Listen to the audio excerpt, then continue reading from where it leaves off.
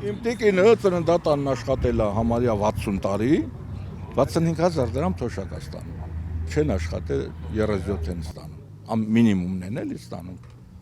37,000 դրամը ինչ է։ Հետն էլ կանգնում են, ասում են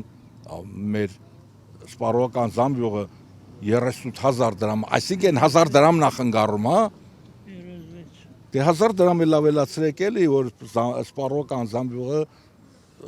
վերջնականապես ասեք լուծել ենք այդ հարցը, բայց չեն լուծել։ Կամայականություն է։ Ճիշտ ասեմ, մեր ընկերը։ Ինչ աշխատավարձ ավելացնեմ, ինչ թոշակ ավելացնեմ։ Մի ասենք տղես 37,000 դրամ ստանեմ, ես մոտ 40-80 ստանում եմ, հաշվանդամ եմ։ Երկար տարի ծնված օրվանից աշխատել եմ գյուղը։ Հիմա այստեղ գործարանում աշխատել եմ 50 տարուց ավել։ Վթարի ենթարկվեցի։ Ինչ որ գումարներ, որ այդ պետության կողմից այլել անվճար բուժում, բայց դե այսօր կարամ ասենք Երևան գնամ, այսքան պետք է վճարես, այնքան պետք է վճարես, որ ամեն ինչը բարյակ լինի։ Անոմա գովորից գովորն աշխատատեղ չունեն, ժողովուրդը բան չկա։ Դրա համար վատա, հետո որ աշխատանք չկա, ստյան գնում են արտասահման կամ Ռուսաստան աշխատում են։ Աշխատատեղերը, որ ըլներ, տնտեսությունն էլ լավ է կլներ։ Ինձ թվում է սամաները բաց չտիլնի։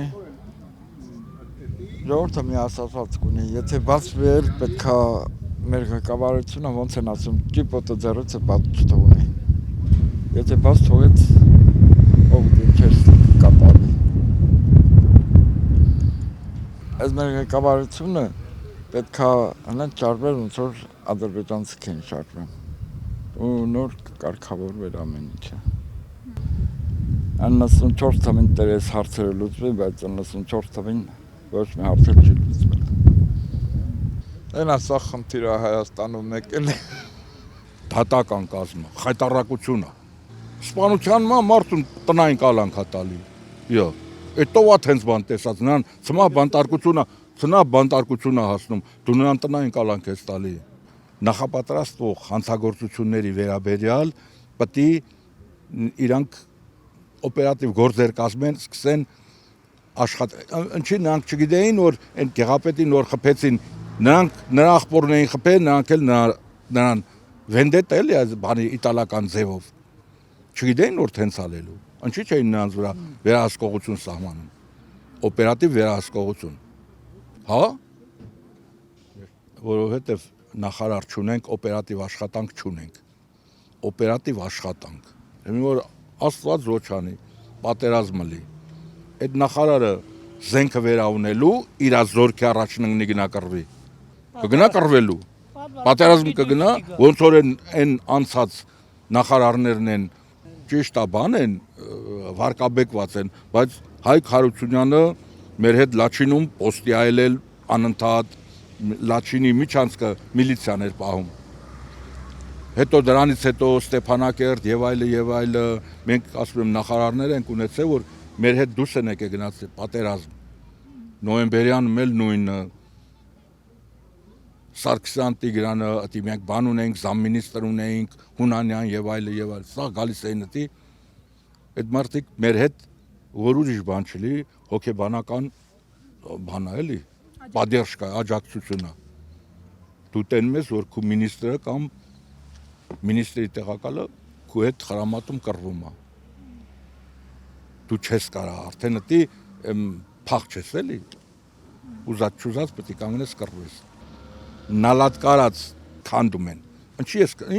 դա ինչ, պատրուլն ինչն է։ Ես միլիցիայի դպրոց սովորել եմ, մարքսիզմ լենինիզմի համալսարան սովորել եմ, Դնեպրոպետրովսկ 2 տարի վերապատրաստման եմ ել ակադեմիայում MVD-ի եւ այլը։ Ես դեռ միլիցիա չեմ դառել, մինչև սորել։ Նրանք 6 ամսում գնում են քննություն են տալի կոմպյուտերի առաջին, դառնում են պատրուլ, միլիցեք։ Նա ինչ հասկանում, գնում ես դեպք ալում, գնում են տենում Շամշանն իրանցից շուտ ընդի դեպքի վայրում նա ինչ գործ ունի, դեպքի վայրը լենտերը քաշածավոր, բացի քննիչին ընդի մտնելու ոչ մեկն իրավունք չունի։ Շամշյանն ընդի նկարահան մասարան նրան խոսացնում, ասեք, այս ինչ էլ է, ինչ էլ է, ինչ է, ակո ինչ գործն է։ Դու հետո, քննիչից հետո իրանք ունես մտնես, ընդի դու էլ քո եզրակացություններն անես։ Ոչ թե մտնես ու սկսես դու քո եզրակացություններ այս գլխից անելը։ Դեռ լա քննիչը իր բանը չի ասե, կամ մասնագետները իրանց եզրակացությունը չեն տվել, դու արդեն դի քո հարցերը լուծում ես։ Դու ոնց ուզում ես նենց էլ մեկնաբանում ես։ Հետո